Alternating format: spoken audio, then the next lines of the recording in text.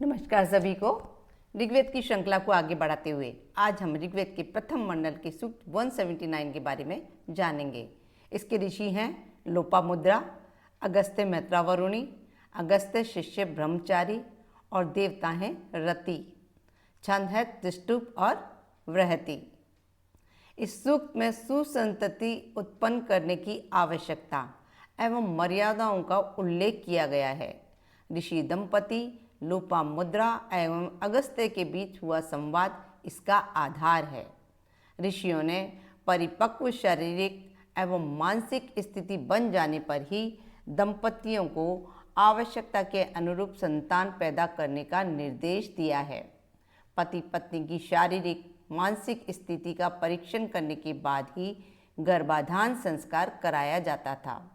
आवश्यकता के अनुसार परिपक्वता लाने के लिए विशेष तप भी कराए जाते थे। राजा दिलीप द्वारा सपत्नीक गुरु आश्रम में रहकर तप करने पर रघु तथा भगवान कृष्ण द्वारा बद्रिकाश्रम में तप करने पर उन्हें प्रद्युम्न जैसे पुत्र प्राप्ति की कथाएं सर्वविदित हैं। संतान उत्पादन के यज्ञ अनुशासन का उल्लेख इस सूक्त में है।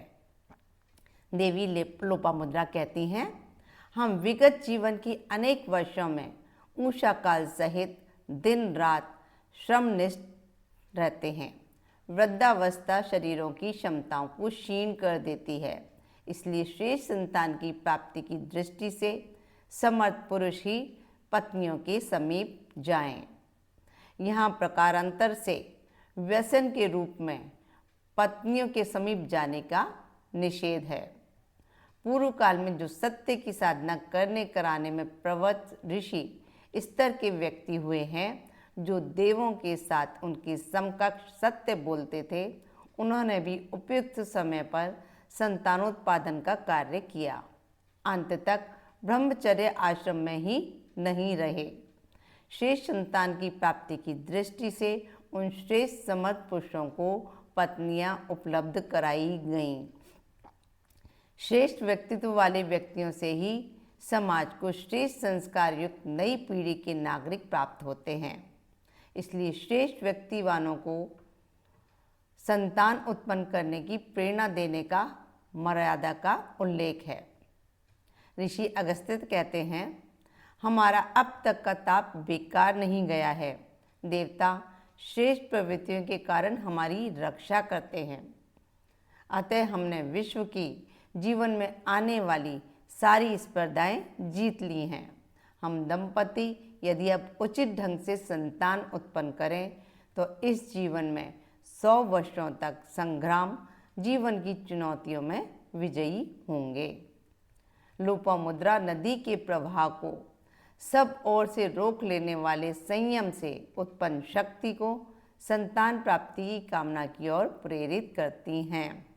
यह भाव इस शारीरिक स्वभाव अथवा उस कर्तव्य बुद्धि या किसी अन्य कारण से और भी अधिक बढ़ता है।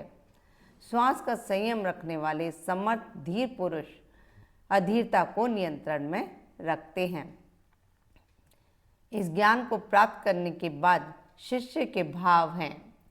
सौम औषधि रस विशेष के निकट जाकर भावनापूर्वक उसका पान करते हुए कहता है, मनुष्य अनेक प्रकार की कामनाओं वाला है।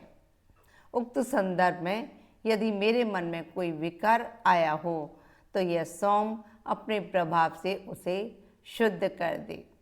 उग्र तपस्वी अगस्त्य ने खनिज शोध क्षमता से खनन नए नए शोध कार्य करते हुए प्रजा, संतान उत्पन्न करने वाले तथा तप द्वारा शक्ति अर्जित करने वाले दोनों वर्णों प्रवृत्तियों वाले मनुष्यों का पोषण किया और इस प्रकार देवताओं के सच्चे आशीर्वाद को प्राप्त किया।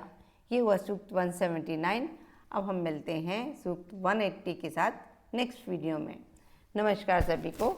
खुश रहें, स्वस्थ रहें, मस्त रहें।